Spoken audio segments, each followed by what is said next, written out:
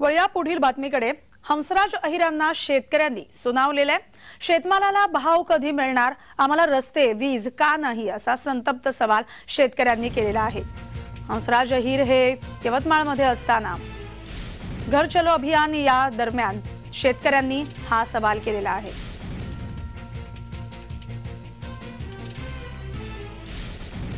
लोकांचं मत असं आहे की अजून या गावामध्ये अनेक गरिबांच्या कुटुंबांना 5 किलो धान्य मिळतं, काही घरं भेटले, आवास योजना भेटली, वीज कनेक्शन भेटले, गॅस कनेक्शन भेटले, याची जाणीव लोकांनी करून दिली। पण सोबतच या गावातला रस्त्याचा विषय आहे, पीक विम्याचा विषय सांगितला लोकांनी, या ठिकाणी काही प्रश्न सांगितले, हे खरं आहे आणि ते करण्याकरता सरकारने करावेत ही लोकांची अपेक्षा वाजवी आहे।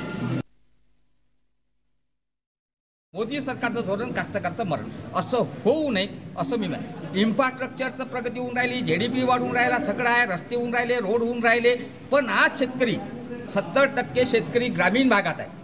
आज शेतकरी 70% ग्रामीण भागात असल्यामुळे शेतकऱ्याची प्रगती आवश्यक आहे। जगाचा पोशिंदा जगला पाहिजे असं कोण म्हणते? मोदी म्हणते, मोदी सरकार म्हणते। मग मोदी सरकार जर जगाचा पोशिंदा जगला पाहिजे तर त्या पोशिंद्याला तुम्ही हातभार लावला पाहिजे, त्याच्या शेतीमालाला भाव मिळाला पाहिजे, हे आज आवश्यक आहे।